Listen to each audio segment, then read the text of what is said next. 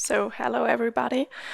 My name is Laura Herzog. I'm the Sustainability Manager at the Olympiapark in Munich. I'm here for our Managing Director, Mrs. Schöne. She can't be here due to personal reasons.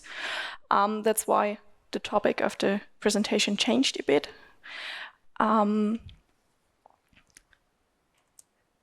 So about the sustainability in the Olympiapark. The Olympiapark is one of the longest reused Olympic areas in the world. It was built in 1972 for the Olympic Games in Munich at that time. There is the stadium, the hall, the tower, the ice area. A little hall was built a bit later on, and there's also a rowing area a bit outside of Munich in Oberschleißheim. It's today a place of life and joy with many spectacular events every year. Of course, in sports, especially in action sports, music events, cultural events, exhibitions, and festivals are taking place there every year. In 2022, we had 225.9 million visitors, over 480 events, and also many visitors of the tower, of the Olympic Stadium, or also persons taking part in our guided tours. We have the goal to be climate neutral to 2030. It is the goal of the city of Munich, and because we are part of the city of Munich, we also have the goal to be climate neutral until that. So it's about the scopes 1 and 2 mainly, and some parts of scope 3. We had a CO2 footprint made in this year, and now we're working on a climate strategy, or on a strategy to get climate neutral until 2030. But we have some challenges with that. Because to be climate neutral in 2030 is a political goal from the city, and we are, of course, in subsidiary, so we have to take this goal too. The first problem we have is about energy and power. So we are buying green electricity since 2016 now, but we are not allowed to show it in our balance sheet. That's a regulatory of the city of Munich. We have to take the gray energy of Germany into our balance sheet. It just counts if we have, of course, our own energy, what is quite complicated for us because we are landmarked ensemble, so it's quite complicated to have PV or geothermal power at our area. And also the calculation structure in our buildings is not that good at the moment, but it is land from the Stadtwerke München, so we have no direct access to that. Also littering is a problem. It's not in the balance sheet at the moment because there's the calculation standard is pending. Material consumption in scope 3 is also not counted, what's quite it's a bit complicated. We have to work on food and beverages because we need a new concept about local products, vegan and vegetarian products. We are working on this, of course. And the visitors' arrival and logistics is a really huge problem because we have no direct impact on that. So the things we are working on, of course, we want to be climate neutral till 2030. We are working on a CO2 strategy at the moment and also on a sustainability strategy. We are installing e-charging infrastructure. PV systems are in a feasibility study at the moment. The carbon footprint was evaluated. It will be done each year to see how we are doing. We are trying to reduce the amount of waste generated at the events and increases the reuse and recycling of materials, especially in the area of beverage and food. It's sometimes a bit complicated because we are talking about, if we are in the stadium, I think 60,000 people. It's quite complicated to do it for all of them. We want to improve the food offers for more vegan and vegetarian options, of course. Want to use more sustainability materials and improve the digitalization of our company. In 2024, we will have the first cooperation with a concert organizer of Coldplay to be more sustainable at the events. So here you can see some of our stakeholders. So internal, it's the supervisory board and the management, of course, also the working council and the employees. All of them are very interested in being more sustainable. Are they making sometimes quite pressure on us to be more sustainable in our behavior. From external, it's mainly the city of Munich, the city council. Also, we are working much together with the Stadtwerke München because they are our landlord, and they are also dealing with all our consumption. Also, the event organizers are important for us because we're trying to have as much impact on them as possible, but it's always a bit complicated. It's just possible to be or to force them by contract, but it's complicated because they are our they can also go to another event area if they don't stick with us. Also, suppliers and sponsors are important for us, and especially the tourists and visitors and also the public of the city in Munich. So about energy, we have a yearly energy report for the city of Munich. It is presented to the supervisory board. It's mandatory every 2 years. We normally do it. We did it in 2023. Also, the energy audit is mandatory for us due to the EDLG. I think if the new law is coming up, we have to go to an EMAS or an ISO certification. The green electricity since 2016, I've already talked about that. Our energy saving measures, we have a photovoltaic system on the buildings at the Regatta Center at Oberschleißheim. We had changed the floodlights in the Olympic Stadium to LED, use motion detectors wherever it is possible. The feasibility study of further PV systems in the park is in work. About the environment or more biodiversity, we are part of the project 500,000 trees in 5 years. It's a project of the city of Munich. They want to plant 500,000 trees during 5 years. We had some of them in the Olympic Park. Together with that, you had to know that the park has a maintenance book. We are not allowed to plant any tree anywhere.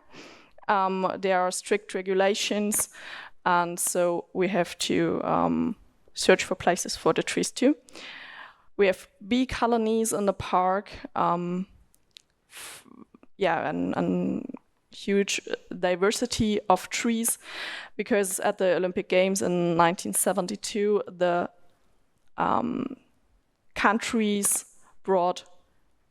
each country brought one tree as a present to Munich, and so they were planted in the park. Many of them are still alive, so it's an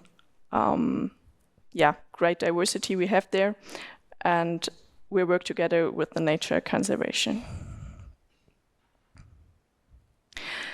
About our events, all event organizers are contractually obligated to include the public transport ticket into the event tickets.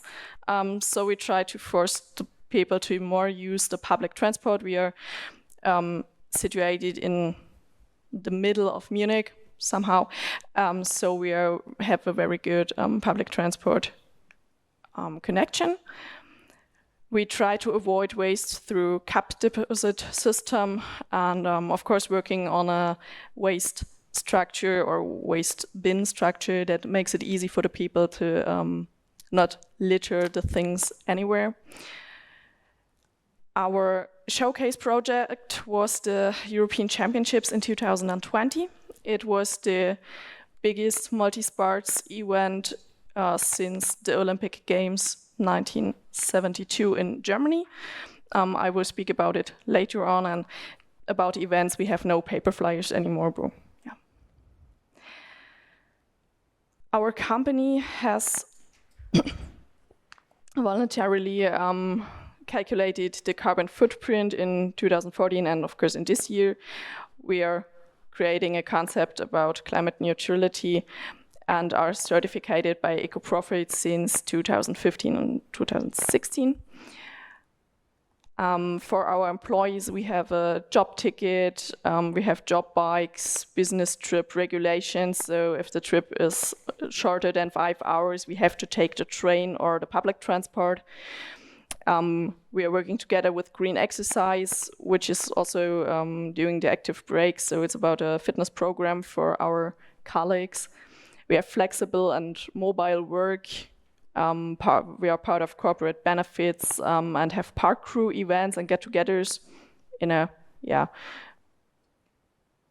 information events are on a regular basis, so the employees stay informed. And of course, there are internal workshops about in different topics. So about our best practice, the European Championship in 2022. It was, the European Championships of 9 different sports, Olympic sports, and a festival, it was called On the Roofs. There were about 150 artists part of. About the sustainability, we had 6 focus points, as you can see there. So one of the biggest was the reuse of sport facilities and equipment. Of course, the most sports areas were already there because we have the Olympic Park. There is the stadium. There's the hall where the events took place. Also, there were some short-time buildings in the city, so it was all over Munich. There was different events during that time. For transport, we were working together with the Munich Transport Organization to have buses and, of course, more public transport in this time. We tried to have impact on the grassroots and professional sports. Inclusion and accessibility was a big topic for us because for the first time, the para-canoeing and para-rowing was part of the European Championships of Rowing and Canoeing. Of course, we wanted to create local value and avoid waste and littering. About the sustainability concept, in contrast to the goal of climate neutrality till 2030, which came from the politics, the sustainability at the European Championships was an idea of the LLC. There was no existing concept before for the sustainability. It was created by the LLC, and all stakeholders needed to be convinced, so especially the official ones. It's sometimes more expensive to have the sustainable way of doing things, so these additional costs are not necessarily covered by public funders. That's always a decision or a hard decision to stick to the sustainable way.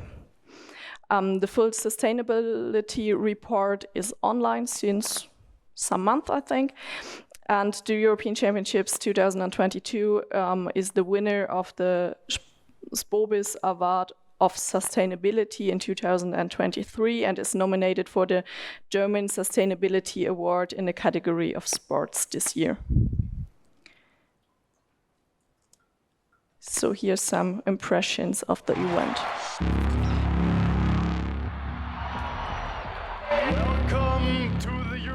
Championships Munich 2022.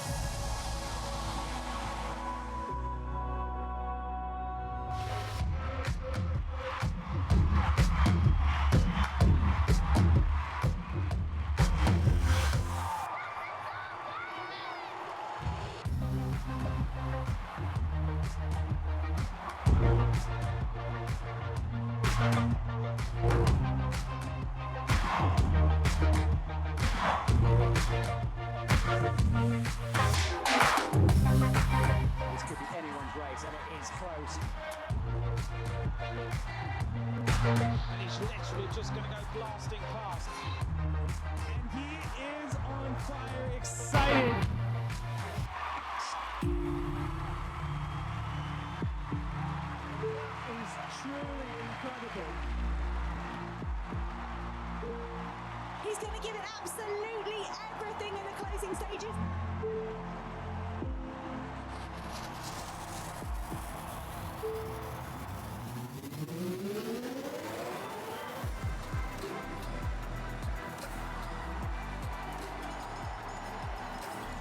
He's going to take the gold medal for Germany. Oh my word, look at that. She takes the victory and crosses the line. Carrying the flag for her nation. What an incredible championships.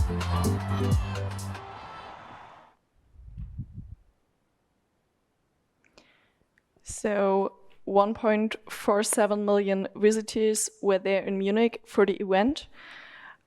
Yeah, it took place during 11 days. They were full of sports and culture because the On the Roofs festival was for free. Everybody of Munich can just join it. Also, some of the sports events were for free. There were always places where you just can go and watch the events. Additional 370,000 tickets were sold. We had more than 6,000 volunteers and 1,595 employees and freelancers were working on the project. It was streamed live for more than 700 hours and yeah, watched in more than 8 of the most important TV markets in Europe. The big part of success were these 4 key factors. It was the organization, because it was an innovative way. It was a very young LOC. They just were going other ways than maybe in the organization of that huge sports events before. There were no strict organizational hierarchies. They were trying to involve the locals, and the focus was on small groups. Also the mixture of sports and culture, the cluster of sports facilities in the city, the cultural offers, so it was something for everyone, and I think that was very important, that it was not just for people interested in sports, but everybody could join and everybody had fun in that 11 days. Also, sustainability was a big part of the story. It was the social accessibility, the ecological reuse of the sports facilities, and of course the economic value creation. About the ecological reuse of the sports facilities, the Olympiapark had the 50th anniversary in that year, so it was, I think, a good frame for that. And also part of it was the German success. So the atmosphere, the pride and the ambition of the German team was quite high, and of course it made more fun to the visitors. So it was a big promotion for Germany, Bavaria, and especially for Munich. The pictures were going through the world, and of course it was taking place in several parts of Munich, so such great pictures were taken. The economic value for the city of Munich was about 122,000.74 million euro. It was a great success for tourism and visitors, and the brand promotion for the European Championships for the ECM was also very great.